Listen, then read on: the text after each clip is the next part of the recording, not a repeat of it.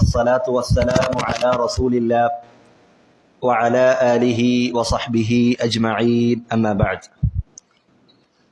اللهم علمنا ما ينفعنا وانفعنا بما علمتنا وزدنا علما. فعن أبي أمامة الباهلي رضي الله عنه قال النبي صلى الله عليه وسلم: من غدا إلى المسجد لا يريد إلا أن يتعلم خيرا أو يعلمه كان له كأجر حاج تاما حجته.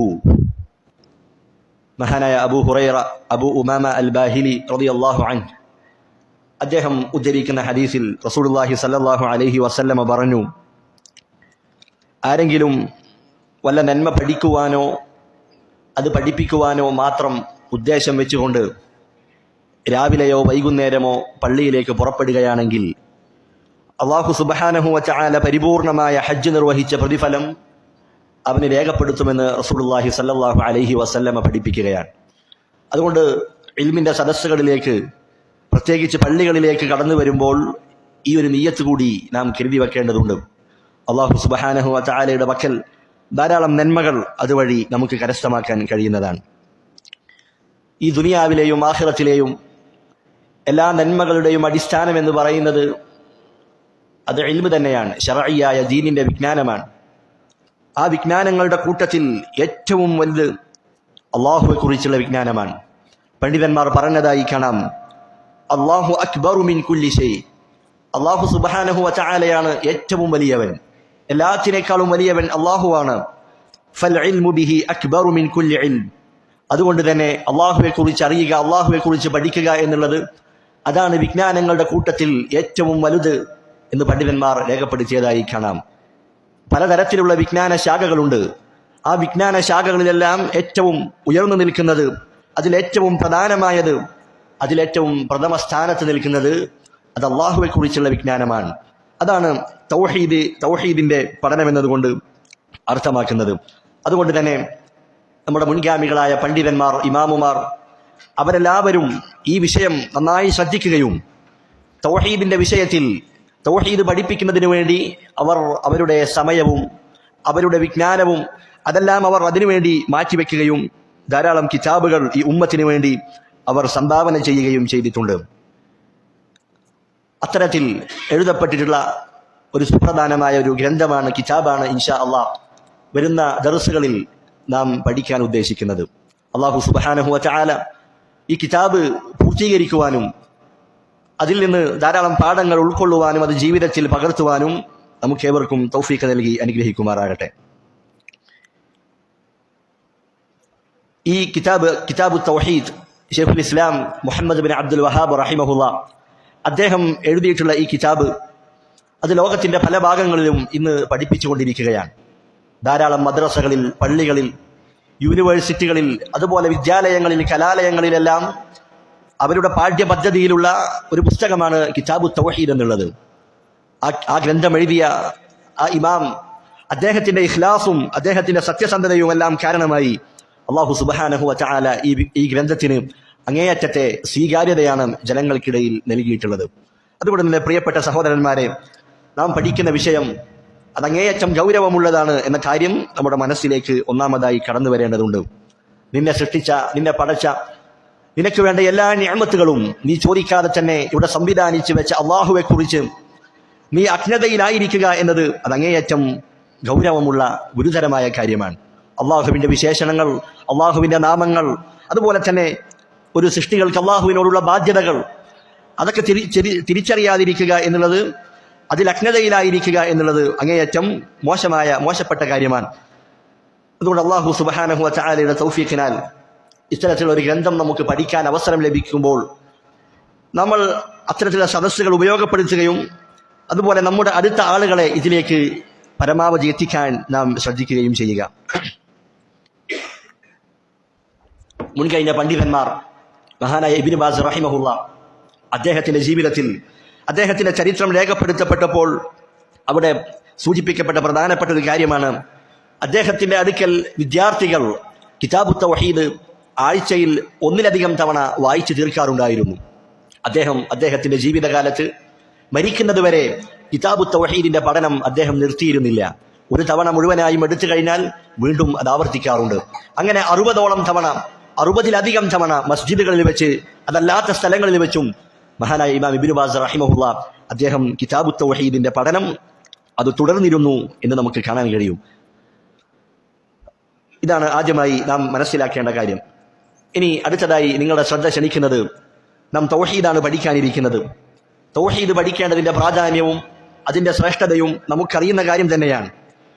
അതിലേറ്റവും പ്രധാനപ്പെട്ട 3 കാരണങ്ങളാണ് ഞാൻ സൂചിപ്പിക്കുന്നത്. ഒന്നാമതായി അല്ലാഹു സുബ്ഹാനഹു വ തആല വിശുദ്ധ ഖുർആനിൽ പറഞ്ഞതുപോലെ വമാ ഖലഖ്തുൽ ജിന്ന വൽ ഇൻസ ഇല്ലാ ലിയഅ്ബുദൂൻ, മനുഷ്യരെയും ജിന്നുകളെയും, മനുഷ്യ ജിന്നു വർഗത്തെ അല്ലാഹു സുബ്ഹാനഹു വ തആല സൃഷ്ടിച്ചത് അവനെ മാത്രം ഇബാദത്ത് ചെയ്യുന്നതിന് വേണ്ടിയാണ്. മനുഷ്യ സൃഷ്ടിപ്പിന് പിന്നിലുള്ള ലക്ഷ്യം തന്നെ അത് അല്ലാഹുവിനെ ഇബാദത്ത് ചെയ്യുക എന്നുള്ളതാണ്. ആ ലക്ഷ്യം, അതിനെക്കുറിച്ച് നമ്മൾ അറിയുകയും പഠിക്കുകയും ചെയ്യേണ്ടതുണ്ട്. അള്ളാഹുവിനെ എങ്ങനെയാണ് ഇബാദത്ത് ചെയ്യേണ്ടത്, ഇബാദത്തിന്റെ ഇനങ്ങൾ എന്തൊക്കെയാണ്, അങ്ങനെ തൗഹീദിന്റെ ഇബാദത്തിന്റെ വ്യത്യസ്തങ്ങളായ ഇനങ്ങളും അതെല്ലാം കൃത്യമായി തെളിവുകൾ സഹിതം നാം പഠിക്കുവാൻ ശ്രദ്ധിക്കേണ്ടതുണ്ട്. രണ്ടാമത്തേത്, പ്രവാചകന്മാർ, റസൂലുമാർ, അവരുടെ പ്രബോധനത്തിന്റെ അടിസ്ഥാന വിഷയം, മുഖ്യ വിഷയം അത് തൗഹീദാണ്, ലാ ഇലാഹ ഇല്ലല്ലാഹ്. അല്ലാഹു സുബ്ഹാനഹു വ തആല എത്രയോ നബിമാരെ, പ്രവാചകന്മാരെ അയച്ചിട്ടുണ്ട്. അവരെല്ലാം ജനങ്ങളോട് പറഞ്ഞിരുന്ന കാര്യം ലാ ഇലാഹ ഇല്ലല്ലാഹ്. വിശുദ്ധ ഖുർആനിൽ അല്ലാഹു പറഞ്ഞു, വലഖദ് ബഅസ്നാ ഫീ കുല്ലി ഉമ്മത്തിൻ റസൂലാ, എല്ലാ ഉമ്മത്തിലും നാം പ്രവാചകന്മാരെ, റസൂലുമാരെ നിയോഗിച്ചിട്ടുണ്ട്. എന്തിനു വേണ്ടിയാണ് നിയോഗിച്ചത്? അനിഅ്ബുദുല്ലാഹ വജ്തനിബുത് ത്വാഗൂത്ത്, നിങ്ങൾ അള്ളാഹുവിനെ മാത്രം ഇബാദത്ത് ചെയ്യണമെന്നും അള്ളാഹുവിന്റെ പുറമെ ആരാധിക്കപ്പെടുന്ന വസ്തുക്കളെ അതെല്ലാം പൂർണ്ണമായും ഉപേക്ഷിക്കണമെന്നും ഒഴിവാക്കണമെന്നും പ്രബോധനം ചെയ്യുന്നതിന് വേണ്ടിയാണ് അള്ളാഹു അത്രയും പ്രവാചകന്മാരെ, റസൂലുമാരെ അള്ളാഹു നിയോഗിച്ചത്. നോക്കൂ, ലക്ഷക്കണക്കിന് വരുന്ന അമ്പിയാക്കന്മാർ, അതുപോലെ തന്നെ പ്രവാചകന്മാരെ അള്ളാഹു അയച്ചത് ഈ ദുനിയാവിൽ തൗഹീദ് സ്ഥാപിക്കുന്നതിന് വേണ്ടിയാണ്. അള്ളാഹുവിന്റെ വഹ്ദാനിയത്ത് അത് പ്രഖ്യാപിക്കുവാനും അതിലേക്ക് ജനങ്ങളെ ക്ഷണിക്കുവാനുമാണ് അള്ളാഹു സുബ്ഹാനഹു വ തആല ഇത്രയും പ്രവാചകന്മാരെ അയച്ചിട്ടുള്ളത് എന്ന കാര്യം നമ്മൾ മനസ്സിലാക്കേണ്ടതുണ്ട്. അതുകൊണ്ട് തൗഹീദിലേക്കുള്ള പ്രബോധനം എന്നത് അത് പ്രവാചകന്മാരുടെ മാതൃകയാണ്, പ്രവാചകന്മാരുടെ മാർഗമാണ്. റസൂലുള്ളാഹി സ്വല്ലല്ലാഹു അലൈഹി വസല്ലം മഹാനായ മുആദ് ബിൻ ജബൽ റളിയല്ലാഹു അൻഹു അദ്ദേഹത്തെ യമനിലേക്ക് പ്രബോധനത്തിനായി അയക്കുകയാണ്. അദ്ദേഹത്തോട് ആദ്യം നൽകുന്ന വസിയ്യത്ത്, ഫൽയകുൻ അവ്വല മാ തദ്ഉഹും ഇലൈഹി ഷഹാദത്തു അല്ലാ ഇലാഹ ഇല്ലല്ലാഹ്, നീ ജനങ്ങളെ ആദ്യമായി ക്ഷണിക്കേണ്ടത് ലാ ഇലാഹ ഇല്ലല്ലാഹിലേക്കാണ്. ആ ലാ ഇലാഹ ഇല്ലല്ലാഹ് അവർ അംഗീകരിക്കുകയും അതിനവർ കീഴ്പ്പെടുകയും ചെയ്താൽ പിന്നീട് അവർക്ക് നീ 5 നേരത്തെ നമസ്കാരം, അള്ളാഹു നിങ്ങളുടെ മേൽ നിർബന്ധമാക്കിയ നമസ്കാരത്തെ കുറിച്ച് അവരെ അറിയിക്കുക. അപ്പോൾ ആദ്യം തൗഹീദാണ് വേണ്ടത്, ലാ ഇലാഹ ഇല്ലല്ലാഹ്. അതുകൊണ്ട് ലാ ഇലാഹ ഇല്ലല്ലാഹ് എന്നുള്ളത് അത് നമ്മുടെ കർമ്മങ്ങൾ സ്വീകരിക്കപ്പെടാനുള്ള അടിസ്ഥാനപരമായ കാര്യമാണ്. റസൂലുള്ളാഹി സ്വല്ലല്ലാഹു അലൈഹി വസല്ലമയും സ്വഹാബത്തും അവർ മക്കയിൽ അനുഭവിച്ച പീഡനങ്ങൾ, അവരനുഭവിച്ച പ്രയാസങ്ങൾ നമുക്കറിയാവുന്ന കാര്യമാണ്. ബദറും ഉഹദും അതുപോലെ തന്നെ ഖന്ദഖും, ഇങ്ങനെ ധാരാളം യുദ്ധങ്ങൾ ഇസ്ലാമിക ചരിത്രത്തിൽ നടന്നിട്ടുണ്ട്. എന്തിനു വേണ്ടിയാണ് അതെല്ലാം നടന്നത്? ഏതെങ്കിലും നാട്ടിലെ അതിർവരമ്പുകളുടെ പേരിലുള്ള പ്രശ്നങ്ങളല്ല, അതല്ലെങ്കിൽ നാട്ടിൽ നടക്കുന്ന മറ്റു അധാർമിക പ്രവർത്തനങ്ങൾക്കെതിരെയുള്ള പോരാട്ടമായിരുന്നില്ല. മറിച്ച് തൗഹീദും ശിർക്കും വേർതിരിക്കുന്നതിന് വേണ്ടി, ലാ ഇലാഹ ഇല്ലല്ലാഹ് ഈ ഭൂമിയിൽ സ്ഥാപിക്കുന്നതിന് വേണ്ടി, അള്ളാഹുവിന്റെ വഹ്ദാനിയത്ത് ഉയർത്തിപ്പിടിക്കുന്നതിന് വേണ്ടിയാണ് ഈ യുദ്ധങ്ങളെല്ലാം നടന്നിട്ടുള്ളത് എന്ന കാര്യം നമ്മുടെ മനസ്സിൽ ഉണ്ടായിരിക്കണം. ധാരാളം പ്രവാചകന്മാർ അവരുടെ നാട്ടിലുള്ള ആളുകളെ, ജനങ്ങളെ വിളിച്ചുകൊണ്ട് പറഞ്ഞതായി കാണാം, യാ ഖൗമി ഇഅ്ബുദുല്ലാഹ്, എന്റെ ജനങ്ങളെ, അല്ലയോ നാട്ടുകാരെ, അവരെ വിളിച്ചുകൊണ്ട് പറയുന്നു, ഉഅ്ബുദുല്ലാഹ, നിങ്ങൾ അള്ളാഹുവിനെ മാത്രം ആരാധിക്കുക, അള്ളാഹുവിന് മാത്രം നിങ്ങൾ ഇബാദത്ത് കൊടുക്കുക. മാ ലക്കും മിൻ ഇലാഹിൻ ഗൈറുഹു, അവനല്ലാതെ ആരാധിക്കപ്പെടാൻ അർഹനായി നിങ്ങൾക്ക് മറ്റൊരാളുമില്ല. മഹാനായ നൂഹ് അലൈഹിസ്സലാം, ഹൂദ് അലൈഹിസ്സലാം, സ്വാലിഹ് അലൈഹിസ്സലാം, ശുഐബ് അലൈഹിസ്സലാം എന്നിങ്ങനെ തുടങ്ങി ധാരാളം നബിമാർ ഈ ഒരു കാര്യത്തിലേക്ക് പ്രബോധനം ചെയ്ത കാര്യം വിശുദ്ധ ഖുർആനിൽ അള്ളാഹു എടുത്തു നൽകുന്നതായി കാണാം. അതുകൊണ്ട് എല്ലാ നബിമാരും, എല്ലാ പ്രവാചകന്മാരും അവർ തൗഹീദിന്റെ വിഷയത്തിൽ, വിശ്വാസകാര്യങ്ങളുടെ വിഷയത്തിൽ അവർ ഒരേ മാർഗത്തിലായിരുന്നു. അഖീദത്തു അഹ്ലുസുന്ന വൽ ജമാഅ, അഹ്ലുസുന്നത്ത് വൽ ജമാഅയുടെ മാർഗത്തിലാണ് അവരെല്ലാവരും നിലകൊണ്ടിരുന്നത്. അതുകൊണ്ട് വിശ്വാസകാര്യങ്ങൾ പഠിക്കുന്ന സന്ദർഭത്തിൽ ഈ ഒരു കാര്യം നമ്മൾ ശ്രദ്ധിക്കേണ്ടതുണ്ട്. ചില ആളുകൾ പറയും, ഞങ്ങൾ ഫിഖ് പഠിക്കുമ്പോൾ ഫിഖിൽ ഞങ്ങൾ ശാഫിഈകളാണ്, അഖീദ പഠിക്കുമ്പോൾ ഞങ്ങൾ അശ്അരികളാണ്, ഞങ്ങൾ മാതുരീദികളാണ്, അതല്ലെങ്കിൽ ഇൽമുൽ ഫൽസഫയുടെ ആളുകളാണ് എന്നൊക്കെ പറയുന്നതായി കാണാം. അത് തീർത്തും അബദ്ധമായ വാദമാണ്. അഖീദയുടെ വിഷയത്തിൽ, തൗഹീദിന്റെ വിഷയത്തിൽ, വിശ്വാസകാര്യങ്ങളുടെ വിഷയത്തിൽ ഒറ്റ മാർഗമാണ് നമ്മുടെ മുൻപിലുള്ളത്. അത് സ്വഹാബത്തിന്റെയും താബിഈങ്ങളുടെയും മുൻകഴിഞ്ഞു പോയ സലഫുകളുടെയും അവരുടെ മാർഗമാണ്, പാതയാണ് എന്ന് നാം മനസ്സിലാക്കേണ്ടതുണ്ട്. അതാണ് ശൈഖുൽ ഇസ്ലാം ഇബ്നു തൈമിയ്യ റഹിമഹുല്ലാ അദ്ദേഹത്തിന്റെ ഖസീദത്തുൽ ലാമിയ്യ, അഖീദയുടെ ചില പ്രധാനപ്പെട്ട മസ്അലകൾ വിശദീകരിക്കുന്ന ആ കവിതയുടെ അവസാനത്തിൽ അദ്ദേഹം പറഞ്ഞതായി കാണാം, ഹാദാ ഇഅ്തിഖാദു ശാഫിഈ വമാലികി വഅബീ ഹനീഫത സുമ്മ അഹ്മദ യുൻഖലു. ഈ പറയപ്പെട്ട വിശ്വാസ കാര്യങ്ങളെല്ലാം ഇത് ഇമാം ഷാഫിഈയുടെയും ഇമാം മാലിക്കിന്റെയും ഇമാം അബൂ ഹനീഫയുടെയും ഇമാം അഹ്മദ് ബിൻ ഹംബൽ റഹിമഹുമുല്ലാ അവരുടെയൊക്കെ വിശ്വാസമാണ് ഞാൻ മുകളിൽ പറഞ്ഞിട്ടുള്ള കാര്യങ്ങളെന്ന് അദ്ദേഹം രേഖപ്പെടുത്തിയതായി കാണാം. അതുകൊണ്ട് ഇമാം ഷാഫിഈയുടെ അഖീദ തന്നെയാണ് ഇമാം അഹ്മദ് ബിൻ ഹംബലിന്റേതും. ഇമാം അഹ്മദ് ബിൻ ഹംബലിന്റെ വിശ്വാസത്തിന് അതിനേക്കാൾ പോലീശയുള്ളതായി ഇമാം ഷാഫിഈയുടെ വിശ്വാസത്തിനില്ല. അവരെല്ലാവരും ഒരേ വിശ്വാസത്തിൽ തന്നെയാണ്, ഒരേ മാർഗത്തിൽ തന്നെയായിരുന്നു എന്ന് നാം മനസ്സിലാക്കേണ്ടതുണ്ട്. മൂന്നാമതായി, ഒരു മുസ്ലിമായ വ്യക്തി അവൻ ആദ്യം പഠിച്ചിരിക്കേണ്ടത് അവന്റെ വിശ്വാസ കാര്യങ്ങളെക്കുറിച്ചാണ്. അവന്റെ വിശ്വാസം അത് ശരിയായാൽ മാത്രമാണ് ആ വിശ്വാസ കാര്യങ്ങളിൽ പടുത്തുയർക്കപ്പെടുന്ന കർമ്മങ്ങൾ, അവന്റെ സൽക്കർമ്മങ്ങൾ അല്ലാഹു സുബ്ഹാനഹു വ തആല സ്വീകരിക്കുകയുള്ളൂ. അവന്റെ വിശ്വാസം ശരിയല്ലെങ്കിൽ, അവന്റെ തൗഹീദിൽ അതിൽ പുഴുക്കുത്തുകൾ സംഭവിച്ചിട്ടുണ്ടെങ്കിൽ, അവന്റെ ഇബാദത്തുകൾ, അവൻ നമസ്കരിക്കുന്ന നമസ്കാരവും അവന്റെ സദഖയും അവന്റെ ഖുർആൻ പാരായണവും എന്നിങ്ങനെ തുടങ്ങി എന്തെല്ലാം ഇബാദത്തുകളുണ്ടോ അതൊന്നും അല്ലാഹു സുബ്ഹാനഹു വ തആല അത് സ്വീകരിക്കുന്നതല്ല എന്നുള്ള കാര്യം വളരെ ഗൗരവത്തോടുകൂടി നാം മനസ്സിലാക്കേണ്ടതുണ്ട്. വിശുദ്ധ ഖുർആനിൽ സൂറത്തു അൻആമിൽ അല്ലാഹു സുബ്ഹാനഹു വ തആല 17ഓളം നബിമാരുടെ ചരിത്രം, അതല്ലെങ്കിൽ 17ഓളം നബിമാരുടെ അവരെക്കുറിച്ച് പറഞ്ഞതിന് ശേഷം അല്ലാഹു പറയുന്നു, വലൗ അശ്റകൂ ലഹബിത അൻഹും മാ കാനൂ യഅമലൂൻ. അവരെങ്ങാനും അല്ലാഹുവിൽ പങ്കു ചേർത്തിരുന്നുവെങ്കിൽ അവർ പ്രവർത്തിച്ചിരുന്ന അവരുടെ പ്രവർത്തനങ്ങളെല്ലാം അത് നിഷ്ഫലമായി പോകുമായിരുന്നു എന്ന് അല്ലാഹു സുബ്ഹാനഹു വ തആല പറയുകയാണ്. നോക്കൂ, അമ്പിയാക്കന്മാർ അവരൊരിക്കലും ശിർക്ക് സംഭവിക്കാത്തവരാണ്, അവരിൽ ശിർക്ക് സംഭവിക്കുകയില്ല. പിന്നീട് എന്തിനാണ് അല്ലാഹു സുബ്ഹാനഹു വ തആല ഇങ്ങനെ പറഞ്ഞിട്ടുള്ളത്? ശിർക്ക് അതാരിൽ നിന്ന് സംഭവിച്ചാലും അവരുടെ അമലുകളെ അത് ബാത്തിലാക്കി കളയുന്നതാണ്. ആ ശിർക്കിന്റെ ഗൗരവം പഠിപ്പിക്കുന്നതിന് വേണ്ടിയാണ് അല്ലാഹു സുബ്ഹാനഹു വ തആല ഈ ഒരു ശൈലി സ്വീകരിച്ചതെന്ന് ഇതിന്റെ വിശദീകരണത്തിൽ നമുക്ക് കാണാൻ കഴിയുന്നതാണ്. അതുകൊണ്ട് തൗഹീദ് പഠിക്കുന്ന അതിന്റെ ആമുഖത്തിൽ ഈ ഒരു 3 കാര്യങ്ങൾ നമ്മുടെ മനസ്സിൽ ഉണ്ടായിരിക്കേണ്ടതുണ്ട്. അടുത്തതായി, ഗ്രന്ഥം എഴുതിയിട്ടുള്ള രചയിതാവിനെ കുറിച്ചുള്ള അദ്ദേഹത്തിന്റെ ചരിത്രമാണ് നമുക്ക് മനസ്സിലാക്കാനുള്ളത്. ശൈഖുൽ ഇസ്ലാം മുഹമ്മദ് ബിൻ അബ്ദുൽ വഹാബ് റഹിമഹുല്ലാ. നമ്മിൽ പല ആളുകളും അദ്ദേഹത്തെക്കുറിച്ച് മുൻപ് കേട്ടിട്ടുണ്ടാകും. പക്ഷേ അദ്ദേഹത്തെക്കുറിച്ച് പല ആളുകളും കേൾക്കാനുള്ള സാഹചര്യം എന്ന് പറയുന്നത് തൗഹീദിന്റെ ശത്രുക്കൾ, ഈ ഇസ്ലാമിന്റെ ശരിയായ മാർഗത്തെ അതിനെതിരെ നിൽക്കുന്ന ആളുകൾ അവരുടെ വായയിൽ നിന്ന് പരിഹാസത്തിന്റെ വാക്കുകൾ കൊണ്ടായിരിക്കാം. തൗഹീദ് പറയുമ്പോൾ ശിർക്കിനെ എതിർക്കുന്ന സന്ദർഭത്തിൽ അവർ പരിഹസിക്കാറുണ്ട്, നിങ്ങൾ വഹാബികളാണ്, നിങ്ങൾ മുഹമ്മദ് ബിൻ അബ്ദുൽ വഹാബിന്റെ ആളുകളാണ് എന്നൊക്കെ പരിഹസിക്കുന്ന പേരുകൾ മാത്രമാണ് നമ്മൾ കേൾക്കാറുള്ളത്. യഥാർത്ഥത്തിൽ അദ്ദേഹത്തിന്റെ ജീവചരിത്രം നമ്മൾ അധിക ആളുകളും പഠിച്ചിട്ടുണ്ടാവില്ല. ആ മുഹമ്മദ് ബിൻ അബ്ദുൽ വഹാബ് റഹിമഹുല്ലാ അദ്ദേഹം ഈ തൗഹീദിന്റെ ദഅവത്ത് ഇവിടെ സ്ഥാപിക്കുന്നതിന് വേണ്ടി അദ്ദേഹം അനുഭവിച്ച പീഡനങ്ങളും അദ്ദേഹം അനുഭവിച്ച പ്രയാസങ്ങളും അധിക ആളുകളും അതറിഞ്ഞിട്ടുണ്ടാവുകയില്ല. അതുകൊണ്ട് പ്രിയപ്പെട്ട സഹോദരന്മാരെ, അദ്ദേഹത്തെക്കുറിച്ച് പഠിക്കുകയും അദ്ദേഹം അനുഭവിച്ച ത്യാഗങ്ങളും പ്രയാസങ്ങളും അതൊക്കെ നാം മനസ്സിലാക്കുകയും എന്നിട്ട് ഈ തൗഹീദിന്റെ ശത്രുക്കൾ അവർ പടച്ചുവിടുന്ന ഇത്തരം ആരോപണങ്ങൾക്ക് ശരിയായ രൂപത്തിൽ നമുക്ക് മറുപടി കൊടുക്കാൻ സാധിക്കുകയും ചെയ്യേണ്ടതുണ്ട്. അദ്ദേഹത്തിന്റെ പേര് ശൈഖുൽ ഇസ്ലാം Muhammad bin Abdul Wahhab bin Sulaiman bin Ali അൽ മുശറഫി അത്തമീമി അൻ-നജ്ദി റഹിമഹുല്ലാ. അദ്ദേഹത്തിന്റെ കുനിയത്താണ് അബുൽ ഹസൻ. അദ്ദേഹത്തിന് ഹസൻ എന്നുള്ള ഒരു മകനുണ്ടായിരുന്നു. ആ മകനിലേക്ക് ചേർത്തുകൊണ്ട് അബുൽ ഹസൻ എന്ന അപരനാമത്തിലാണ് അദ്ദേഹം അറിയപ്പെട്ടിരുന്നത്. തമീം ഗോത്രക്കാരനായിരുന്നു അദ്ദേഹം. റസൂലുള്ളാഹി സ്വല്ലല്ലാഹു അലൈഹി വസല്ലമ ധാരാളം പുകഴ്ത്തിയിട്ടുള്ള ഗോത്രമാണ് ബനു തമീം ഗോത്രം എന്നത്. മഹാനായ അബൂ ഹുറൈറ റളിയല്ലാഹു അൻഹു അദ്ദേഹം പറഞ്ഞതായി കാണാം, മാ സിൽതു ഉഹിബ്ബു ബനി തമീം മുൻദു 3 സമിഅതു മിൻ റസൂലില്ലാഹി സ്വല്ലല്ലാഹു അലൈഹി വസല്ലമ യഖൂലു ഫീഹിം. അദ്ദേഹം പറയുകയാണ്, ബനു തമീം ഗോത്രക്കാരെ കുറിച്ച് 3 കാര്യങ്ങൾ റസൂലുള്ളാഹി സ്വല്ലല്ലാഹു അലൈഹി വസല്ലമ അവരെക്കുറിച്ച് പുകഴ്ത്തി പറഞ്ഞത് കേട്ടത് മുതൽ ഞാൻ അവരെ അങ്ങേയറ്റം ഇഷ്ടപ്പെട്ടുകൊണ്ടിരിക്കുകയാണ്. എനിക്ക് അവരെ ഇഷ്ടമാണ്. എന്താണ് റസൂലുള്ളാഹി സ്വല്ലല്ലാഹു അലൈഹി വസല്ലമ അവരെക്കുറിച്ച് പറഞ്ഞത്? ഹും അശദ്ദു ഉമ്മതി അല ദജ്ജാൽ. എന്റെ ഉമ്മത്തിൽ ദജ്ജാലിനെതിരെ അവസാന കാലത്ത് വരാനിരിക്കുന്ന ഏറ്റവും വലിയ ഫിത്നയാണ് ഫിത്നത്തു മസീഹ് ദജ്ജാൽ. ആ ദജ്ജാലിനെതിരെ ഏറ്റവും കഠിനമായി പോരാടുന്നവരാണ് ബനൂ തമീം ഗോത്രക്കാരെന്ന് റസൂലുള്ളാഹി സ്വല്ലല്ലാഹു അലൈഹി വസല്ലമ പറയുകയാണ്. അതുകൊണ്ട് എന്ത് മനസ്സിലായി? ഈ ബനൂ തമീം ഗോത്രം അത് അവസാന നാൾ വരെ നിലനിൽക്കുന്ന ഗോത്രമാണ് എന്നുകൂടി ഇതിൽ നിന്ന് നമുക്ക് മനസ്സിലാക്കാൻ കഴിയും. രണ്ടാമതായി റസൂലുള്ള പറയുന്നു, വജാഅത് സദഖാതുഹും ഫഖാല റസൂലുള്ളാഹി സ്വല്ലല്ലാഹു അലൈഹി വസല്ലം ഹാദിഹി സദഖാതു ഖൗമിന.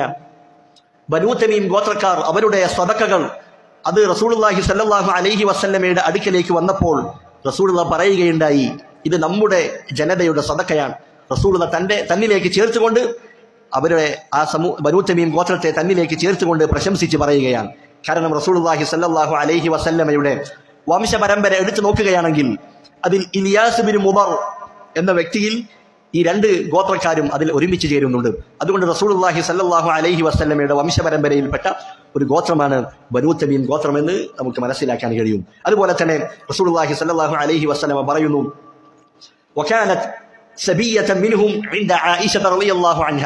ആയിഷ റളിയല്ലാഹു അൻഹയുടെ അടുക്കൽ ബനൂ തമീം ഗോത്രത്തിൽപ്പെട്ട ഒരു സ്ത്രീ ഉണ്ടായിരുന്നു, ഒരു അടിമ സ്ത്രീ ഉണ്ടായിരുന്നു, യുദ്ധത്തിൽ പിടിക്കപ്പെട്ട ഒരു സ്ത്രീ ഉണ്ടായിരുന്നു. റസൂലുള്ളാഹി പറഞ്ഞു, അഅതിഖീഹ ഫഇന്നഹാ മിൻ വലദി ഇസ്മാഈൽ. അവരെ താങ്കൾ മോചിപ്പിച്ചു കൊള്ളുക, കാരണം അവർ ഇസ്മായിൽ അലൈഹിസ്സലാമിന്റെ സന്താന പരമ്പരയിൽപ്പെട്ടവരാണ് എന്ന് പറഞ്ഞുകൊണ്ട് റസൂലുള്ളാഹി സ്വല്ലല്ലാഹു അലൈഹി വസല്ലം അവരെ മോചിപ്പിക്കുവാൻ മഹദിയായ ആയിഷ റളിയല്ലാഹു അൻഹയോട് അവിടുന്ന് കൽപ്പിച്ചതായി കാണാം. ഈ മൂന്ന് പ്രത്യേകതകൾ, ഈ മൂന്ന് ശ്രേഷ്ഠതകൾ റസൂലുള്ളാഹി സ്വല്ലല്ലാഹു അലൈഹി വസല്ലം അവരെ കുറിച്ച് പറഞ്ഞത് മുതൽ ഞാൻ അവരെ അങ്ങേയറ്റം ഇഷ്ടപ്പെടുന്നു എന്ന് മഹാനായ അബൂ ഹുറൈറ റളിയല്ലാഹു അൻഹു അവിടുന്ന് പറഞ്ഞതായി കാണാം. അപ്പോൾ ഈ ഗോത്രത്തിലാണ് മഹാനായ മുഹമ്മദ് ബിൻ അബ്ദുൽ വഹാബ് റഹിമഹുല്ലാ അദ്ദേഹം ജനിക്കുന്നത്. അദ്ദേഹം ഹിജ്റ 1115 നജ്ദിലുള്ള അൽ ഉയൈന എന്ന് പറയുന്ന സ്ഥലത്താണ് അദ്ദേഹം ജനിച്ചത്. റിയാദിൽ നിന്നും ഏകദേശം 70 കിലോമീറ്റർ വടക്ക് പടിഞ്ഞാറ് ഭാഗത്തുള്ള പ്രദേശമാണ് ഉയൈന എന്ന് പറയുന്ന സ്ഥലം. അവിടെയാണ് ഷെയ്ഖ് മുഹമ്മദ് ബിൻ അബ്ദുൽ വഹാബ് റഹിമഹുല്ലാ അദ്ദേഹം ജനിക്കുന്നത്. അദ്ദേഹത്തിന്റെ വളർച്ചയെക്കുറിച്ച് പണ്ഡിതന്മാർ രേഖപ്പെടുത്തിയതായി കാണാം. അദ്ദേഹം ഇൽമു കൊണ്ട് അങ്ങേയറ്റം സമ്പന്നമായ ഒരു കുടുംബത്തിലാണ് അദ്ദേഹം വളരുന്നത്. അദ്ദേഹം ജനിച്ചു വളരുന്നത് ഇൽമിയായ ഒരു അടിത്തറയുള്ള കുടുംബത്തിലാണ്. അദ്ദേഹത്തിന്റെ ഉപ്പ വലിയ പണ്ഡിതനായിരുന്നു, ഹംബലി മദ്ഹബിലെ ഫിഖ് പഠിച്ച വലിയ പണ്ഡിതനാണ്. അതുപോലെ തന്നെ ഉയൈനയിലെ അവിടുത്തെ ഖാളിയായിരുന്നു അദ്ദേഹത്തിന്റെ ഉപ്പ. പിന്നീട് അദ്ദേഹം ഉയൈനയിൽ നിന്ന് ഹുറൈമില എന്ന സ്ഥലത്തേക്ക് അദ്ദേഹം ഖാളിയായി നിയമിതനാവുകയുണ്ടായി. അതുപോലെ തന്നെ അദ്ദേഹത്തിന്റെ വല്ലുപ്പ സുലൈമാൻ, അദ്ദേഹത്തെ കുറിച്ച് പറയപ്പെട്ടതായി കാണാം, ഫഇന്നഹു കാന അല്ലാമത നജ്ദ്. നജ്ദിലെ വലിയ പണ്ഡിതനായിരുന്നു അദ്ദേഹത്തിന്റെ വല്ലുപ്പയായിരുന്ന സുലൈമാൻ എന്ന് പറയുന്ന ആൾ.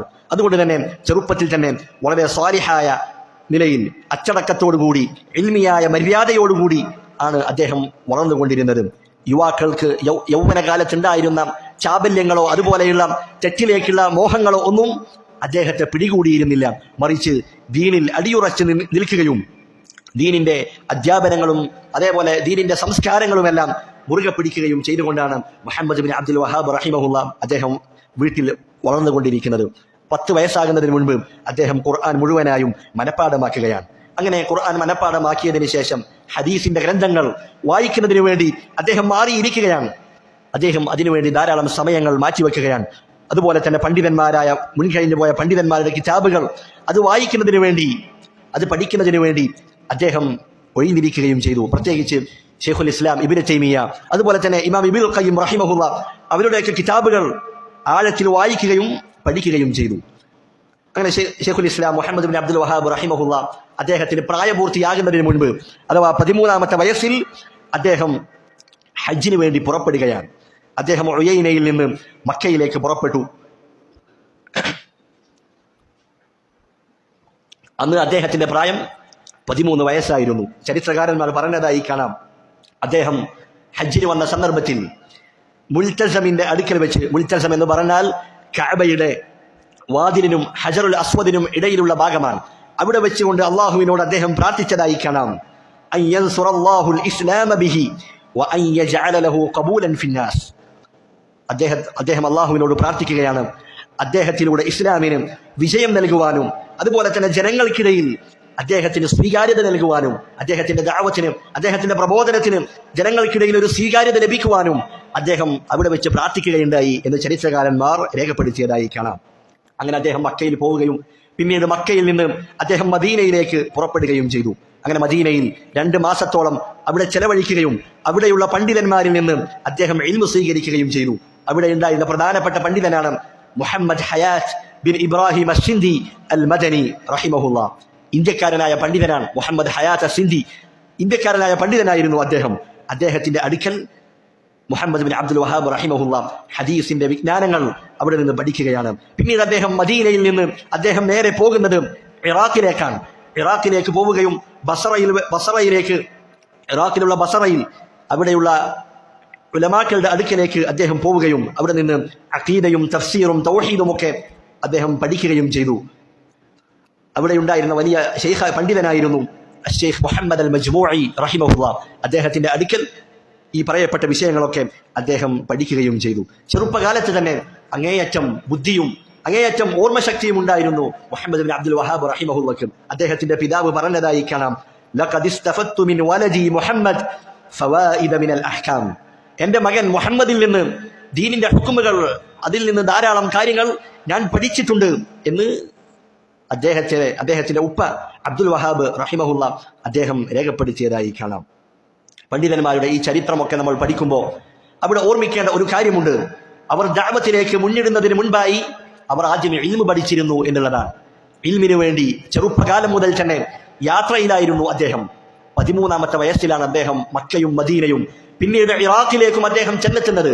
അങ്ങനെ ദഅവത്തിന് വേണ്ട ആയുധങ്ങളും പടക്കോപ്പുകളുമെല്ലാം തയ്യാറാക്കി വെച്ചതിന് ശേഷമാണ് അവർ ദഅവത്തിന്റെ മാർഗത്തിലേക്ക് ഇറങ്ങുന്നത്.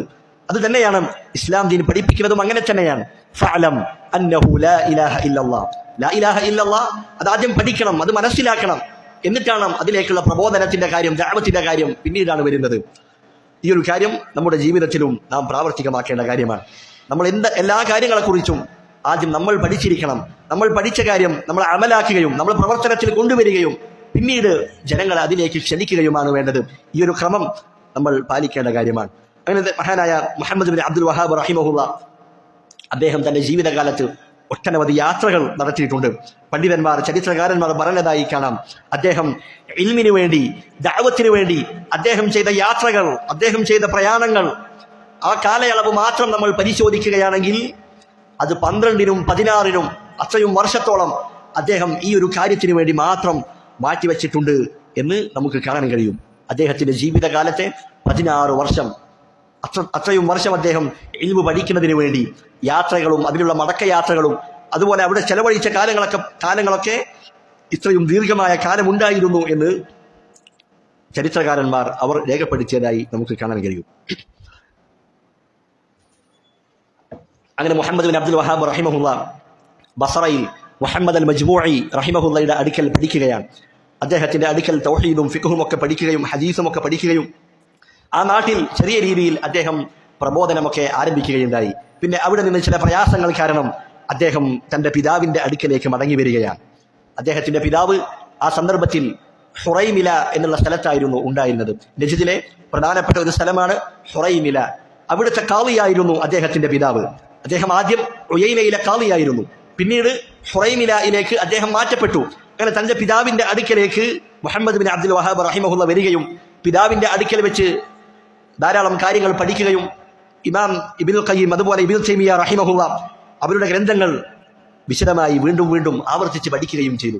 അങ്ങനെ അദ്ദേഹം തന്റെ നാട്ടിൽ പ്രബോധനം ആരംഭിക്കുകയാണ്. തന്റെ നാടിന്റെ അവസ്ഥ അങ്ങേയറ്റം പിറകിലായിരുന്നു. തൗഹീദിന്റെ വിഷയത്തിൽ ജനങ്ങൾ അങ്ങേയറ്റം പിറകിലായിരുന്നു.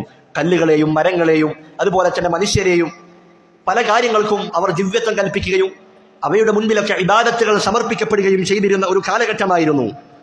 അവർക്കിടയിൽ ഈ വിശ്വാസപരമായ ഈ കാര്യങ്ങളെ ചൂഷണം ചെയ്യുന്നതിനു വേണ്ടി ധാരാളം ജ്യോത്സ്യന്മാരും സാഹിറന്മാരും മാരണക്കാരും അങ്ങനെ പല ആളുകളും തിങ്ങി നിറഞ്ഞ ഒരു കാലമായിരുന്നു നജിദിലെ അന്നത്തെ അവസ്ഥ. അങ്ങനെയായിരുന്നു.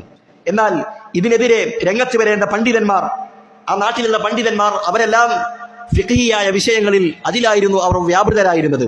തൗഹീദിനെ കുറിച്ച് പറയാൻ, ശിർക്കിനെതിരെ സംസാരിക്കാൻ അവരാരും മുന്നോട്ട് വന്നില്ല. അവർക്കിടയിൽ ധാരാളം ബിദ്അത്തുകളും അന്ധവിശ്വാസങ്ങളും ഇതെല്ലാം നിലകൊണ്ടിരുന്നു. ഇതെല്ലാം മുഹമ്മദ് ബിൻ അബ്ദുൽ വഹാബ് റഹിമഹുല്ലയെ അദ്ദേഹത്തെ അങ്ങേയറ്റം വേദനിപ്പിക്കുകയും അദ്ദേഹം ദഅവത്തിന് വേണ്ടി പുറപ്പെടുകയും ചെയ്തു. തുടക്കകാലത്ത് മുഹമ്മദ് ബിൻ അബ്ദുൽ വഹാബിന്റെ റഹിമഹുള്ള അദ്ദേഹത്തിന്റെ ഉപ്പ തന്നെ അദ്ദേഹത്തെ ദഅവത്തിൽ നിന്ന് നിരുത്സാഹപ്പെടുത്തുകയുണ്ടായി. പക്ഷെ അദ്ദേഹം ഒരിക്കലും പിന്നോട്ട് പോയില്ല. അങ്ങനെ ഹിജറ 1153 അദ്ദേഹത്തിന്റെ പിതാവ് മരണപ്പെടുകയുണ്ടായി. അതിനുശേഷം മുഹമ്മദ് ബിൻ അബ്ദുൽ വഹാബ് റഹിമഹുള്ള പ്രബോധനത്തിന്റെ മേഖലയിലേക്ക് ശക്തമായി അദ്ദേഹം ഇറങ്ങിത്തിരിക്കുകയാണ്. അന്ന് അദ്ദേഹത്തിന്റെ പ്രായം 38 വയസ്സുണ്ടായിരുന്നു. അങ്ങനെ ശക്തമായി ദഅവത്തിനു വേണ്ടി അദ്ദേഹം കച്ചകെട്ടി ഇറങ്ങുകയാണ്. ഇതിനിടയിൽ ധാരാളം ശത്രുക്കൾ അദ്ദേഹത്തിനെതിരെ ഉടലെടുക്കുകയാണ്. അദ്ദേഹത്തെ വധിക്കാനുള്ള, അദ്ദേഹത്തെ ഇല്ലായ്മ ചെയ്യാനുള്ള പല ശ്രമങ്ങളും നടക്കുകയാണ്. പക്ഷേ അള്ളാഹുവിന്റെ സഹായത്താൽ അദ്ദേഹം അവരുടെ കുതന്ത്രങ്ങളിൽ നിന്നെല്ലാം രക്ഷപ്പെടുകയുണ്ടായി. ഒരിക്കൽ അദ്ദേഹത്തിന്റെ വീടിന്റെ മതിൽ ചാടി കടന്നുകൊണ്ട് അദ്ദേഹത്തെ വധിക്കാനായി പല ആളുകളും കടന്നു വന്നു. പക്ഷേ അവിടെ ഉണ്ടായിരുന്ന അയൽവാസികളും നാട്ടുകാരും ഒക്കെ ബഹളം വെച്ച സന്ദർഭത്തിൽ ശത്രുക്കൾ ഓടി രക്ഷപ്പെടുകയാണ് ഉണ്ടായത്. അങ്ങനെ മുഹമ്മദ് ബിൻ അബ്ദുൽ വഹാബ് റഹിമഹുള്ള അദ്ദേഹം ഹുറൈമില എന്ന സ്ഥലത്തിൽ നിന്ന് നജ്ദിലുള്ള മറ്റൊരു സ്ഥലത്തേക്ക്, ഉയൈന എന്ന് പറയുന്ന സ്ഥലത്തേക്ക് അദ്ദേഹം ഹിജ്റ ചെയ്യുകയാണ്. ഉയൈനയിലാണ് അദ്ദേഹം ജനിച്ചത്. ആ ജനിച്ച നാട്ടിലേക്ക് തന്നെ അദ്ദേഹം വീണ്ടും അവിടേക്ക് തിരിച്ചെത്തുകയാണ്. നജ്ദിലുള്ള ഏറ്റവും വലിയ പ്രദേശമാണ് ഉയൈന എന്ന് പറയുന്നത്. അന്നത്തെ ഉയൈനയുടെ അമീറായിരുന്ന ഉസ്മാൻ ബിൻ ഹമദ് എന്ന് പറയുന്ന വ്യക്തി അദ്ദേഹം മുഹമ്മദ് ബിൻ അബ്ദുൽ വഹാബിനെ സ്വീകരിക്കുകയും എന്നിട്ട് അദ്ദേഹത്തിന്റെ ദഅവത്തിനുള്ള മുഴുവൻ സൗകര്യങ്ങളും അദ്ദേഹം വാഗ്ദാനം ചെയ്യുകയും ചെയ്തു. അങ്ങനെ മുഹമ്മദ് ബിൻ അബ്ദുൽ വഹാബ് റഹിമഹുള്ള ഉയൈനയിൽ ശക്തമായ രീതിയിൽ തന്നെ അദ്ദേഹം പ്രബോധനം ചെയ്തു. അവിടെ ഉണ്ടായിരുന്ന ആളുകൾ ആരാധിച്ചിരുന്ന മരങ്ങളെയും കല്ലുകളെയും, അതുപോലെ തന്നെ മഹാനായ സഹാബി സെയ്ദ് ബിൻ ഖത്താബ് ഉമർ റളിയല്ലാഹു അൻഹുവിന്റെ സഹോദരനാണ്, അദ്ദേഹത്തിന്റെ പേരിലുള്ള ഒരു മഖ്ബറയുണ്ടായിരുന്നു. അതെല്ലാം തകർക്കുകയും അതെല്ലാം റസൂലുള്ളാഹി സ്വല്ലല്ലാഹു അലൈഹി വസല്ലമ പറഞ്ഞതുപോലെ ഖബറുകളെല്ലാം ഭൂമിയിൽ നിന്ന് ഒരു ചാണ് മാത്രമാണ് ഉയർത്താൻ അനുവാദമുള്ളൂ, അതേ രൂപത്തിലേക്ക് അതിനെ ആക്കി തീർക്കുകയും ചെയ്തു. ഇത്തരത്തിലുള്ള ഷെയ്ഖിന്റെ ഈ പ്രവർത്തനങ്ങളെല്ലാം ജനങ്ങൾക്കിടയിൽ ഷെയ്ഖിനെ കുറിച്ച് വലിയ മതിപ്പുണ്ടാക്കി. ഷെയ്ഖിനെ കുറിച്ച് അവർക്ക് അങ്ങേയറ്റത്തെ ഇഷ്ടമായി. ഷെയ്ഖിനെ കുറിച്ച് അവർക്ക് ഇഷ്ടമായി. അതുപോലെ തന്നെ മറ്റൊരു സംഭവമാണ്, ആ കാലഘട്ടത്തിൽ ഷെയ്ഖിന്റെ അടുക്കലേക്ക് ഒരു സ്ത്രീ കടന്നു വരികയാണ്. അവർ വ്യഭിചരിച്ചിട്ടുണ്ട് എന്നവർ സ്വയം ഷെയ്ഖിനോട് അത് പറയുകയാണ്. വ്യഭിചരിച്ചിട്ടുണ്ട്, എൻ്റെ മേൽ ശിക്ഷ നടപ്പാക്കണമെന്ന് ഷെയ്ഖിനോട് പറയുകയാണ്. ആ സന്ദർഭത്തിൽ മുഹമ്മദ് ബിൻ അബ്ദുൽ വഹാബ് റഹിമഹുള്ള ആ സ്ത്രീക്ക് ബുദ്ധിക്ക് വല്ല പ്രശ്നമുണ്ടോ എന്ന് അന്വേഷിക്കുകയും അതല്ലെങ്കിൽ അവരെ ആരെങ്കിലും നിർബന്ധിച്ചുകൊണ്ട് പറയിപ്പിക്കുകയാണോ എന്നൊക്കെ ചോദിച്ച് മനസ്സിലാക്കുകയും അവസാനം ആ ശിക്ഷ, ആ ഹദ് അവർ നടപ്പിലാക്കുകയും ചെയ്തു. ഇങ്ങനെ ഇസ്ലാമികമായ ഭരണരീതി അവിടെ കൊണ്ടുവന്ന സന്ദർഭത്തിൽ ധാരാളം ആളുകൾ അതിൽ ആകൃഷ്ടരാവുകയും പല സ്ഥലങ്ങളിൽ നിന്നും ഉയൈനയിലേക്ക് ആളുകൾ ഹിജ്റ ചെയ്ത് വരികയുമുണ്ടായി. അങ്ങനെ ഷെയ്ഖുൽ ഇസ്ലാം മുഹമ്മദ് ബിൻ അബ്ദുൽ വഹാബ് റഹിമഹുള്ള അദ്ദേഹത്തിന്റെ പ്രശസ്തി ജനങ്ങൾക്കിടയിൽ വ്യാപിക്കുകയാണ്. ഈ സന്ദർഭത്തിൽ ഉയൈനയുടെയും അതുപോലെ തന്നെ ഹുറൈമില, ഈ രണ്ട് സ്ഥലങ്ങൾ, അതുപോലെ മറ്റു പല നാടുകളുമുണ്ട്. അതിൻ്റെയൊക്കെ ഭരണം അൽ അഹ്സാ എന്ന പ്രദേശത്തിന്റെ കീഴിലുള്ള ഒരു അമീറിന്റെ നേതൃത്വത്തിലായിരുന്നു. അദ്ദേഹത്തിന്റെ കീഴിലായിരുന്നു ഈ നാട്ടിലുള്ള മറ്റു നാട്ടുരാജ്യങ്ങളൊക്കെ ഉണ്ടായിരുന്നത്. ഈ അൽ അഹ്സാ എന്ന പ്രദേശത്തിന്റെ അമീർ അദ്ദേഹം ഈ നാട്ടുരാജ്യങ്ങൾക്കെല്ലാം വർഷാവർഷം സാമ്പത്തിക സഹായങ്ങളും ആനുകൂല്യങ്ങളൊക്കെ നൽകാറുണ്ടായിരുന്നു. അങ്ങനെ മുഹമ്മദ് ബിൻ അബ്ദുൽ വഹാബ് റഹിമഹുള്ള അദ്ദേഹത്തിന്റെ ശത്രുക്കൾ എന്ത് ചെയ്തു? അവർ അഹ്സാഇന്റെ ഭരണാധികാരിയായിരുന്ന സുലൈമാൻ ബിൻ മുഹമ്മദ് എന്ന വ്യക്തിയോട് ഷെയ്ഖിനെ കുറിച്ച് മോശമായ പല കാര്യങ്ങൾ പറയുകയും തെറ്റായ പല വാർത്തകളും അദ്ദേഹത്തിന് കൈമാറുകയും ചെയ്തു. അതിന്റെ അടിസ്ഥാനത്തിൽ അഹ്സാഇന്റെ അമീറായ സുലൈമാൻ ബിൻ മുഹമ്മദ് അദ്ദേഹം ഉയൈനയുടെ അമീറായ ഉസ്മാൻ ബിൻ ഹമദിന് ഒരു കത്തെഴുതുകയാണ്. നിങ്ങൾ എത്രയും പെട്ടെന്ന് മുഹമ്മദ് ബിൻ അബ്ദുൽ വഹാബിനെ അവിടുന്ന് പുറത്താക്കണം, അതല്ലെങ്കിൽ നിങ്ങൾക്ക് വലിയ പ്രയാസങ്ങൾ നേരിടേണ്ടി വരും എന്ന് അദ്ദേഹത്തെ ഭീഷണിപ്പെടുത്തുകയാണ്. നിങ്ങൾക്ക് ഞങ്ങൾ വർഷാവർഷം നൽകിയിരുന്ന ആനുകൂല്യങ്ങൾ, സാമ്പത്തിക സഹായങ്ങൾ, അതൊക്കെ ഞങ്ങൾ നിർത്തിവെക്കുമെന്നും നിങ്ങളോട് ഉപരോധം ഏർപ്പെടുത്തുമെന്നും അദ്ദേഹം ഭീഷണിപ്പെടുത്തുകയുണ്ടായി. ആ സന്ദർഭത്തിൽ ഉയൈനയുടെ ദുർബലനായ ഭരണാധികാരി അദ്ദേഹം മുഹമ്മദ് ബിൻ അബ്ദുൽ വഹാബ് റഹിമഹുള്ളയോട് അവിടെ നിന്ന് നാടുവിടാൻ കൽപ്പിക്കുകയുണ്ടായി എന്ന് ചരിത്രത്തിൽ നമുക്ക് കാണാൻ കഴിയും. അങ്ങനെ മുഹമ്മദ് ബിൻ അബ്ദുൽ വഹാബ് റഹിമഹുള്ള അദ്ദേഹം അവിടെ നിന്ന് നാടുവിടുകയാണ്. അദ്ദേഹം ഉയൈനയിൽ നിന്ന് അദ്ദേഹം കാൽനടയായിക്കൊണ്ടാണ് അദ്ദേഹം അവിടെ നിന്ന് പോകുന്നത്. അദ്ദേഹത്തിന് സഞ്ചരിക്കാൻ ഒരു വാഹനം പോലും ആ നാട്ടിലെ ഭരണാധികാരി നൽകിയില്ല. അദ്ദേഹം അങ്ങനെ പോകുന്നതിന് ഇടയിൽ അദ്ദേഹം ഒരു ചതിപ്രയോഗം കൂടി നടത്താൻ തീരുമാനിച്ചിരുന്നു. മഹാനായ മുഹമ്മദ് ബിൻ അബ്ദുൽ വഹാബ് റഹിമഹുള്ള അദ്ദേഹം മരുഭൂമിയിലേക്ക് പ്രവേശിച്ചു കഴിഞ്ഞാൽ അദ്ദേഹത്തെ വധിക്കുന്നതിനു വേണ്ടി അമീർ മുഹമ്മദ് ബിൻ അബ്ദുൽ വഹാബിന്റെ പിറകിൽ മറ്റൊരാളെ നിയോഗിക്കുകയുണ്ടായി. അങ്ങനെ വധിച്ചു കഴിഞ്ഞാൽ പിന്നെ ഇദ്ദേഹത്തിന്റെ ഫിത്നയിൽ നിന്ന് നമുക്ക് രക്ഷപ്പെടാമല്ലോ എന്നായിരുന്നു ഭരണാധികാരി ഉയൈനയുടെ ഭരണാധികാരി കരുതിയിരുന്നത്. പക്ഷേ ആ വ്യക്തി ചരിത്രത്തിൽ നമുക്ക് കാണാൻ കഴിയും, അദ്ദേഹം മുഹമ്മദ് ബിൻ അബ്ദുൽ വഹാബിന്റെ പിറകെ തന്നെ പിന്തുടരുകയുണ്ടായി. പക്ഷേ അല്ലാഹു സുബ്ഹാനഹു വ തആല ആ വ്യക്തിയുടെ ഹൃദയത്തിൽ ഭയപ്പാടിട്ട് കൊടുക്കുകയാണ്. അദ്ദേഹത്തിന് മുഹമ്മദ് ബിൻ അബ്ദുൽ വഹാബിന്റെ ശരീരത്തിൽ ഒന്ന് തൊടാൻ പോലും കഴിയുന്നില്ല. അദ്ദേഹം ഭയപ്പാടോടുകൂടി തിരിച്ചു വരികയാണ് ഉണ്ടായത് എന്ന് നമുക്ക് ചരിത്രത്തിൽ കാണാൻ കഴിയും. അങ്ങനെ മഹാനായ മുഹമ്മദ് ബിൻ അബ്ദുൽ വഹാബ് റഹിമഹുല്ലാ രാവിലെ ഉയൈനയിൽ നിന്ന് കാൽനടയായി പുറപ്പെട്ട് അദ്ദേഹം വൈകുന്നേരമാകുമ്പോഴേക്കും അടുത്ത സ്ഥലമായ ദിർഇയ്യയിലേക്ക് അദ്ദേഹം എത്തുകയാണ്. ഇതെല്ലാം നജിദിന്റെ വിശാലമായ നജിദ് എന്ന് പറയുന്ന അതിലെ ഓരോ സ്ഥലങ്ങളാണ് ഈ പറയുന്നതെല്ലാം. അദ്ദേഹം ദിർഇയ്യയിലേക്ക് എത്തുകയാണ്. അങ്ങനെ ഷെയ്ഖിന്റെ ഒരു ശിഷ്യനായ ഒരു വ്യക്തിയുടെ വീട്ടിലാണ് ആദ്യം അവിടെ താമസിക്കുന്നത്. അങ്ങനെ മുഹമ്മദ് ബിൻ അബ്ദുൽ വഹാബ് റഹിമഹുല്ലാ അവിടെ വന്നെത്തിയിട്ടുണ്ട് എന്ന കാര്യം ദിർഇയ്യയുടെ ഭരണാധികാരിയായിരുന്ന അവിടുത്തെ അമീറായിരുന്ന മുഹമ്മദ് ബിൻ സഊദ് റഹിമഹുല്ലാ അദ്ദേഹം അതറിയുകയാണ്. അങ്ങനെ അദ്ദേഹത്തിന്റെ ഭാര്യ അദ്ദേഹത്തോട് പറഞ്ഞു, വലിയ പണ്ഡിതനാണ് വന്നിരിക്കുന്നത്, അദ്ദേഹത്തെ നിങ്ങൾ കാണാൻ പോകണം, അദ്ദേഹത്തെ നിങ്ങൾ കൈയൊഴിയാൻ പാടില്ല, നിങ്ങൾക്ക് ലഭിച്ചിരിക്കുന്നത് വലിയ ഗനീമത്താണ്, വലിയ ഒരു സ്വത്ത് തന്നെയാണ്, വലിയൊരു സമ്പത്താണ്, അത് കൈയൊഴിയാൻ പാടില്ല എന്ന് പറഞ്ഞുകൊണ്ട് മഹാനായ അമീർ മുഹമ്മദ് ബിൻ സഊദ് റഹിമഹുല്ലാ അദ്ദേഹം അതാ ഷെയ്ഖുൽ ഇസ്ലാം മുഹമ്മദ് ബിൻ അബ്ദുൽ വഹാബിനെ കാണുന്നതിന് വേണ്ടി ആ വീട്ടിലേക്ക് കടന്നു വരികയാണ്. ചരിത്രത്തിൽ അങ്ങേയറ്റം സ്വാധീനം ചെലുത്തിയ ഒരു കൂടിക്കാഴ്ചയായിരുന്നു ആ കൂടിക്കാഴ്ച. ആ കൂടിക്കാഴ്ചയിൽ ആ ഭരണാധികാരിയായിരുന്ന മുഹമ്മദ് ബിൻ സഊദും അതുപോലെ തന്നെ വലിയ ഇമാമായിരുന്ന പണ്ഡിതനായിരുന്ന മുഹമ്മദ് ബിൻ അബ്ദുൽ വഹാബ് റഹിമഹുല്ലയും അവർ തമ്മിൽ ബൈഅത്ത് ചെയ്യുകയാണ്. മഹാനായ മുഹമ്മദ് ബിൻ സഊദ് റഹിമഹുല്ല ഭരണാധികാരി അദ്ദേഹം പറഞ്ഞു, ദഅവത്തിന്റെ കാര്യത്തിൽ ഞാൻ നിങ്ങളെ സഹായിക്കാം, താങ്കളുടെ പ്രബോധനത്തിന്റെ വിഷയത്തിൽ എല്ലാ സഹായവും പിന്തുണയും എന്നിൽ നിന്നുണ്ടാകുമെന്ന് അമീർ അദ്ദേഹത്തിന് വാക്കുകൊടുക്കുകയാണ്. അപ്പോൾ മുഹമ്മദ് ബിൻ അബ്ദുൽ വഹാബ് റഹിമഹുല്ല പറഞ്ഞു, താങ്കൾ അള്ളാഹുവിന്റെ ദീനിനെ സഹായിക്കുകയാണെങ്കിൽ അള്ളാഹു താങ്കളെ സഹായിക്കുന്നതാണ്, അള്ളാഹു താങ്കൾക്ക് പ്രതാപവും അതേപോലെ തന്നെ അധികാരവും ഒക്കെ താങ്കൾക്ക് നൽകുമെന്ന് മഹാനായ മുഹമ്മദ് ബിൻ അബ്ദുൽ വഹാബ് റഹിമഹുല്ല അദ്ദേഹത്തെ സന്തോഷ വാർത്ത അറിയിക്കുകയാണ്. ചരിത്രകാരന്മാർ രേഖപ്പെടുത്തിയതായി കാണാം, വകാന ശൈഖു ഹുവൽ ആമിറു അന്നാഹി. മുഹമ്മദ് ബിൻ അബ്ദുൽ വഹാബ് റഹിമഹുല്ലയായിരുന്നു ഇസ്ലാമിന്റെ ഓരോ വിധികളും നടപ്പിലാക്കുകയും അത് തീരുമാനിക്കുകയും ചെയ്തിരുന്നത്. വൽ ഇമാമു മുഹമ്മദ് ബിൻ സഊദ് ഹുവൽ മുനഫിദ്.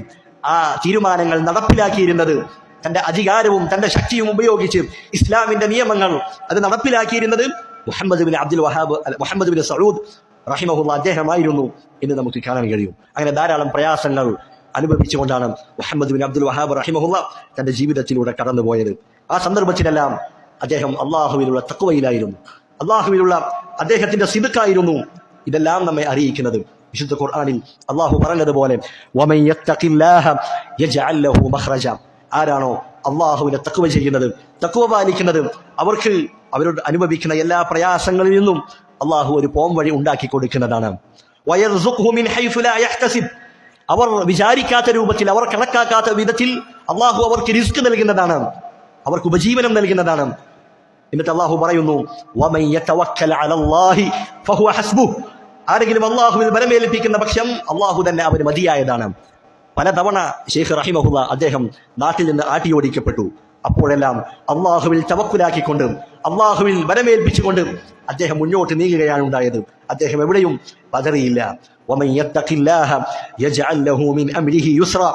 ആരെങ്കിലും അള്ളാഹുവിനെ സൂക്ഷിക്കുന്ന പക്ഷം, തഖ്വയുള്ളവനാണെങ്കിൽ അള്ളാഹു സുബ്ഹാനഹു വ തആല അവന്റെ കാര്യങ്ങളിൽ എളുപ്പമുണ്ടാക്കി കൊടുക്കും എന്നുള്ള ആയത്തുകളാണ് ഈ ചരിത്രം വായിക്കുമ്പോൾ, ഈ ചരിത്രം നമ്മൾ പഠിക്കുമ്പോൾ നമ്മുടെ മനസ്സുകളിലേക്ക് കടന്നു വരേണ്ടത് എന്നുകൂടി ഓർമ്മപ്പെടുത്തുകയാണ്.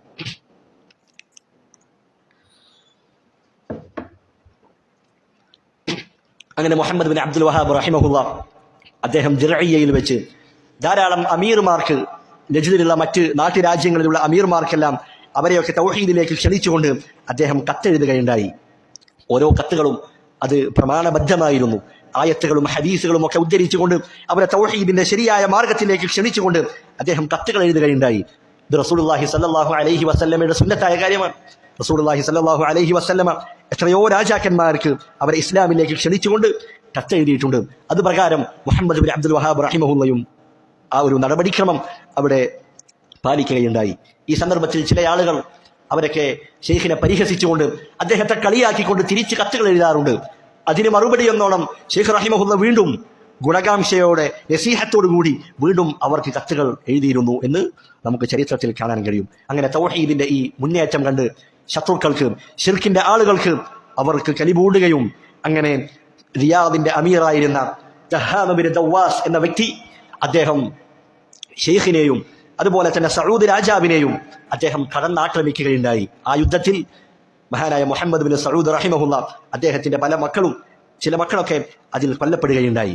എന്നിട്ടും ആ യുദ്ധം നടന്നതിന് ശേഷവും അങ്ങേയറ്റം ആയുധപരമായും സാമ്പത്തികമായും പിന്നോട്ടായിരുന്ന മുഹമ്മദ് ബിൻ സഊദ് റഹിമഹുല്ല അദ്ദേഹം ആ ദഅവത്തിന്റെ മുന്നേറ്റത്തിൽ നിന്ന് അദ്ദേഹം പിറകോട്ട് പോയില്ല. അദ്ദേഹം ധീരമായി മുഹമ്മദ് ബിൻ അബ്ദുൽ വഹാബ് റഹിമഹുല്ലയുടെ കൂടെ അടിയുറച്ച് നിൽക്കുകയാണ് ഉണ്ടായത്. ഏകദേശം 20 വർഷത്തോളം ഇവർ തമ്മിൽ യുദ്ധം നടന്നിരുന്നു എന്ന് നമുക്ക് കാണാൻ കഴിയും.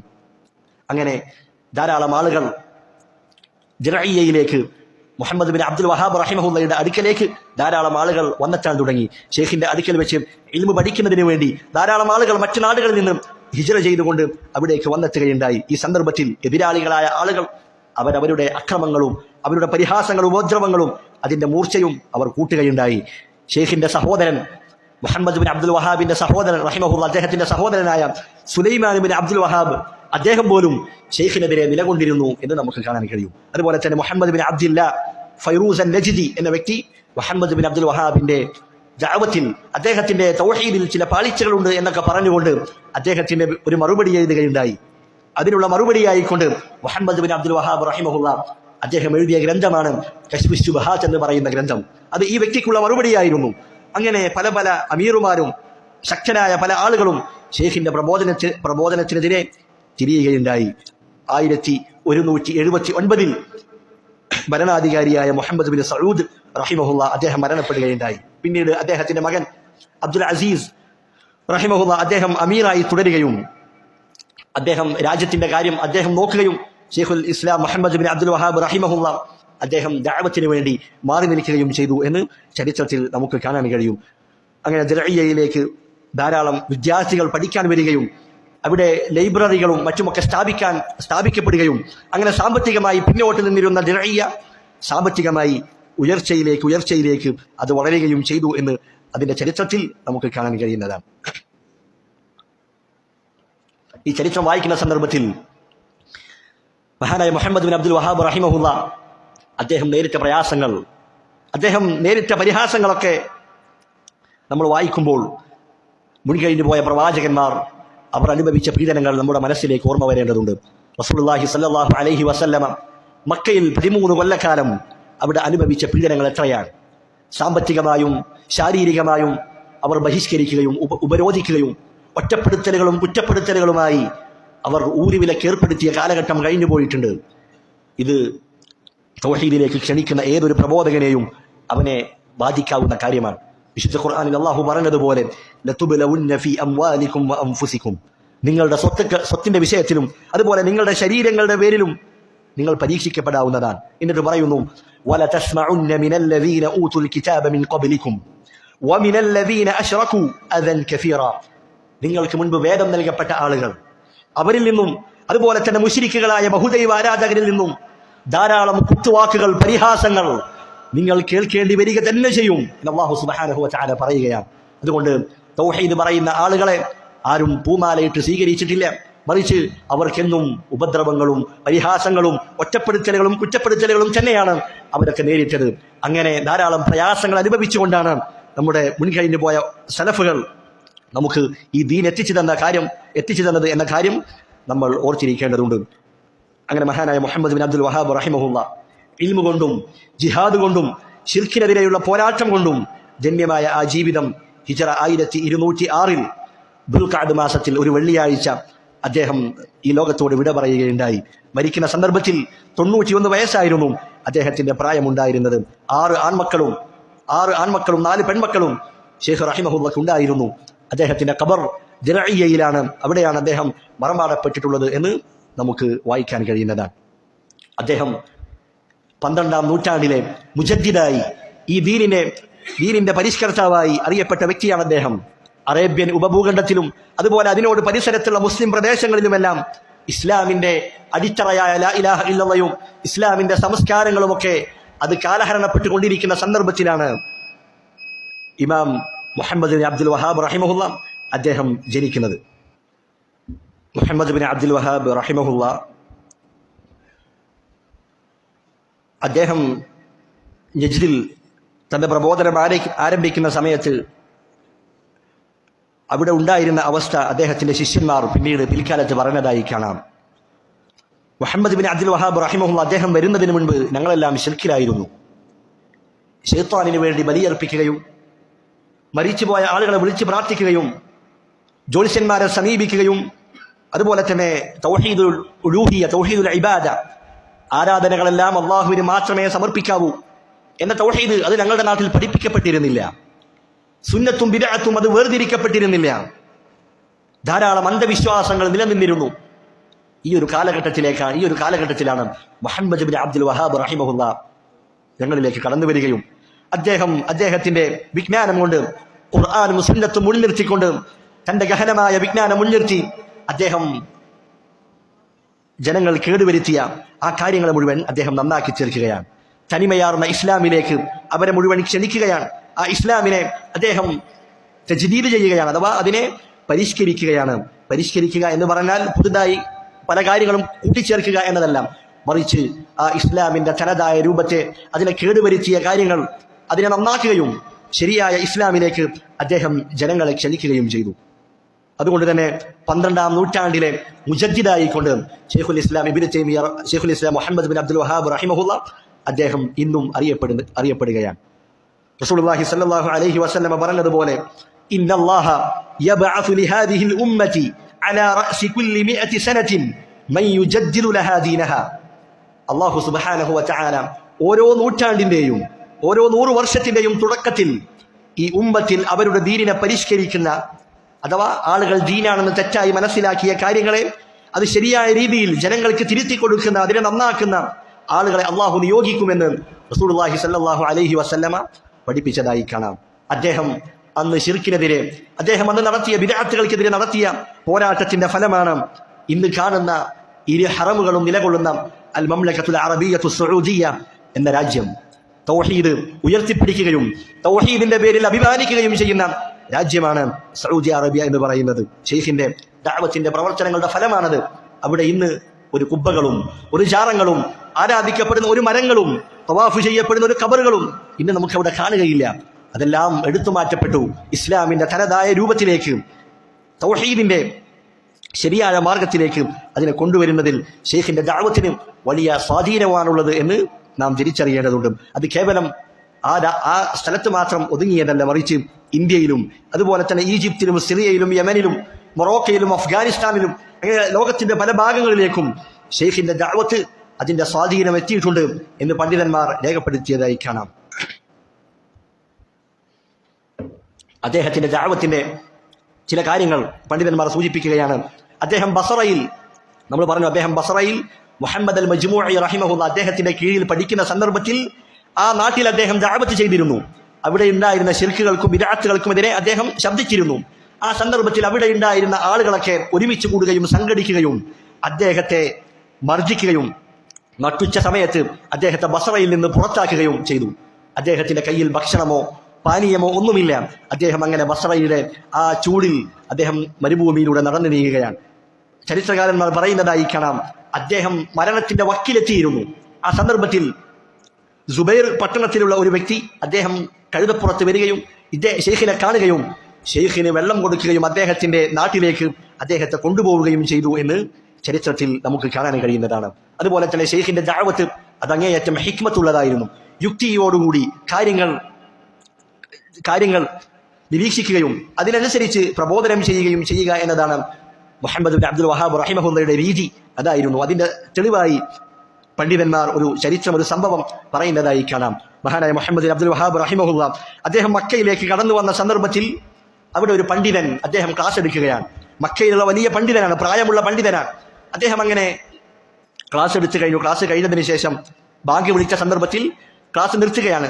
ക്ലാസ് നിർത്തി അദ്ദേഹം കസാരയിൽ നിന്ന് ഇറങ്ങുന്ന സന്ദർഭത്തിൽ അദ്ദേഹം പറഞ്ഞു, യാ കഅബത്തല്ലാഹ്, കഅബയെ വിളിച്ചുകൊണ്ട് പ്രാർത്ഥിക്കുന്ന രൂപത്തിലുള്ള വാക്ക് അദ്ദേഹം പറയുകയാണ്. അങ്ങനെ ബാങ്ക് വിളിച്ചു.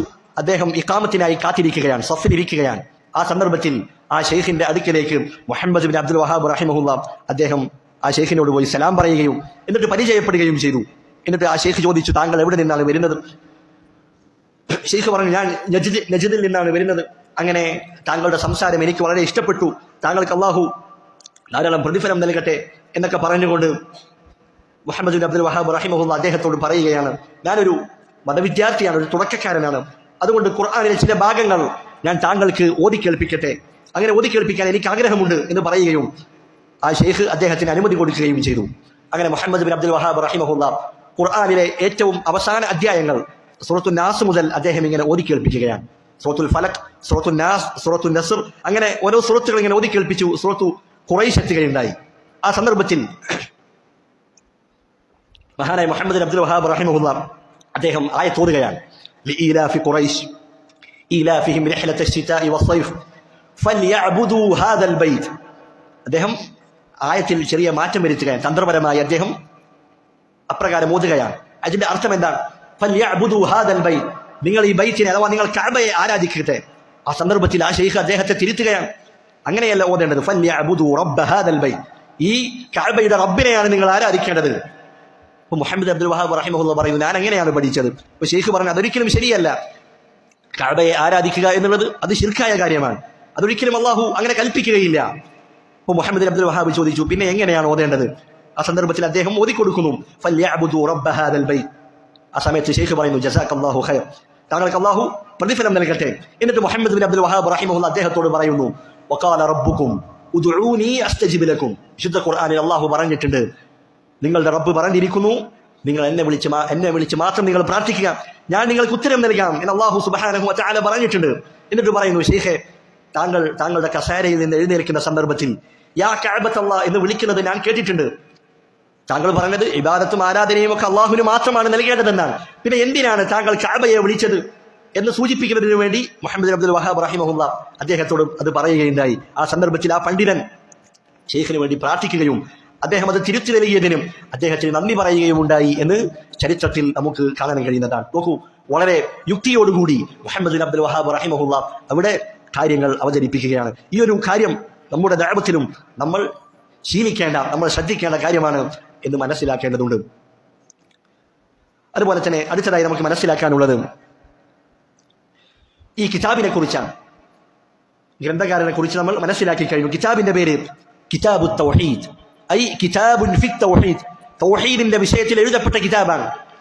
തൗഹീദ് എന്താണ്, തൗഹീദിന്റെ ഇനങ്ങൾ, ആ തൗഹീദിന്റെ അള്ളാഹുവിന് നൽകേണ്ട ബാധ്യതകൾ, അതിനെക്കുറിച്ചൊക്കെ വ്യക്തമായി വിശദമായി വിശദീകരിക്കുന്ന ഗ്രന്ഥമാണിത്. ആ കിതാബിന്റെ മുഴുവൻ പേര് കിതാബുത് തൗഹീദ് അല്ലദീ ഹുവ ഹഖ്ഖുല്ലാഹി അലൽ അബീദ്. അടിമകൾക്ക് അള്ളാഹുവിനോടുള്ള ബാധ്യതയാണെന്ന് തൗഹീദ് എന്ന് പറയുന്നത്. ആ തൗഹീദിനെ വിശദീകരിക്കുന്ന, ആ തൗഹീദിന്റെ വിഷയത്തിൽ എഴുതപ്പെട്ട ഗ്രന്ഥം എന്നതാണ്, അതാണ് ഈ പുസ്തകത്തിന്റെ നാമമായി മുഹമ്മദ് ബിൻ അബ്ദുൽ വഹാബ് റഹിമഹുല്ല നൽകിയിട്ടുള്ളത്. അദ്ദേഹം ഈ ഗ്രന്ഥം രചിക്കുന്നത് എവിടെ വെച്ചിട്ടാണ്? പണ്ഡിതന്മാർക്കിടയിൽ രണ്ട് അഭിപ്രായമാണ് കാണാൻ കഴിയുന്നത്. ഒന്നാമതായി അദ്ദേഹം ബസ്രയിൽ പോവുകയുണ്ടായി.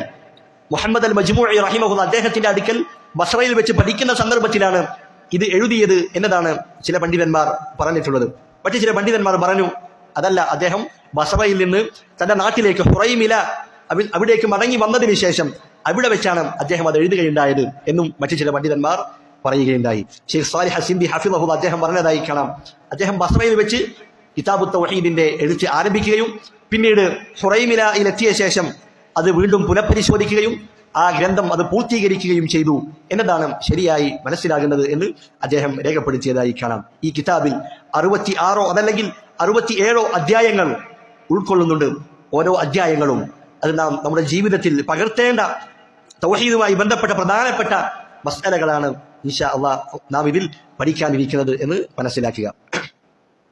നാം പഠിക്കാനിരിക്കുന്ന കിതാബ് അത് അങ്ങേയറ്റം വിലപിടിപ്പുള്ള മൂല്യമുള്ള ഒരു ഗ്രന്ഥമാണ് എന്ന് മനസ്സിലാക്കുകയും കേവലം ക്ലാസുകൾ കേട്ടുപോകുന്നതിനപ്പുറമായി ആയത്തുകൾ മനഃപ്പാഠമാക്കുകയും എഴുതി വെച്ച് തൗഹീദിന്റെ തെളിവുകൾ പഠിക്കുകയും അത് മറ്റുള്ളവരിലേക്ക് എത്തിക്കുവാൻ നാം ശ്രമിക്കുകയും ചെയ്യുക.